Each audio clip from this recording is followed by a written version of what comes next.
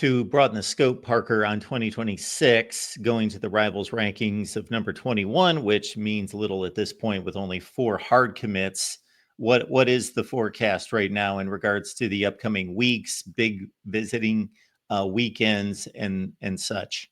Yeah, genuinely not expecting a ton of movement for Oklahoma in the 2026 class until spring visits get rolling again in March and April. The Sooners start spring ball on March 6th, and they'll have targets trickling in to come see what a practice looks like outside the Switzer Center, get a feel for campus, get more familiar with the institution. And it's at that point, I think you could see a few commitments start to pop. I think the real surge for Oklahoma, as per usual, will probably come late April to early May. And then again, when official visit season rolls around in the month of June. So I think those are going to be the hot spots on the calendar for OU right now. And the 4 commits they do have, 4 guys that are all in for Oklahoma. So going to be useful to have those dudes around campus in the coming months as well to help recruit their peers. Any 1, 2, or 3 guys in particular that are at the top of the wish list, the reasonable wish list for Oklahoma? Yeah, well, I think you got to start with the big 3 in the state of Oklahoma. The 3 top, pretty much unquestioned, top uncommitted prospects from within state lines. You got 4-star defensive lineman Taj Overton from Owasso. You've got 4-star wide receiver Mason James from right up the road, Norman, Oklahoma, Norman North High School. So that's one that Oklahoma definitely feels like they should have and ought to have. And then, of course, Kewan Jones, the fantastic running back at Jenks High School, himself a 4-star prospect and a guy whose father, Kewan Jones, played on some pretty dang good teams at Oklahoma back in the early 2000s. So the outlook is strong for Oklahoma with all 3 of those guys.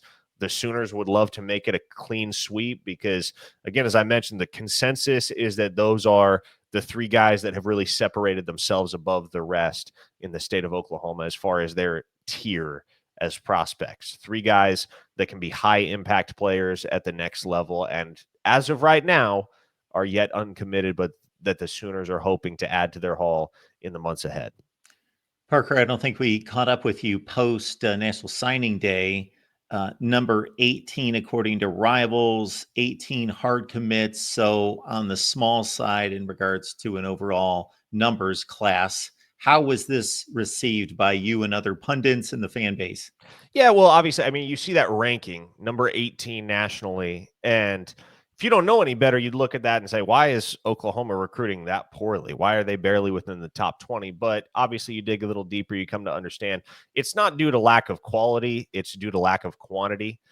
18 signees is the second smallest class that they've taken in the last 20 years. So you look at the individuals that make up that class, some very, very talented football players, obviously headlined by 5-star offensive tackle Michael Fasusi.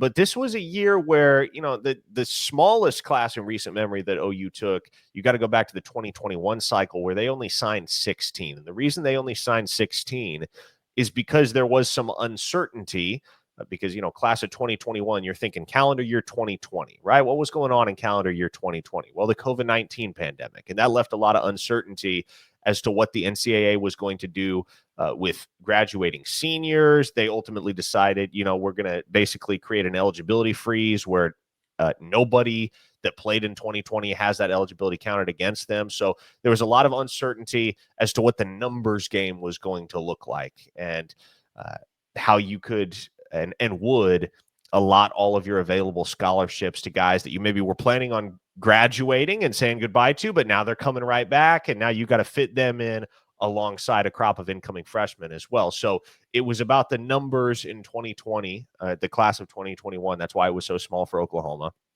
And similarly, you're seeing that same theme arise here in 2025 with the NCAA getting ready to limit the roster size, bring it down from 120 to 105. And right now that's 85 scholarships, 20 walk-ons. Eventually that's going to be 105 scholarships, but not exactly sure when that's going to be. So for the moment, you got to worry about that roster crunch, and that's the reason why Oklahoma once again went a little bit on the light side. Got Parker Thune stopping by to break down the Sooners. You can catch Parker's work each and every day, Monday through Friday, noon to 3 Central, KREF Sports, OU Insider on Rivals as well.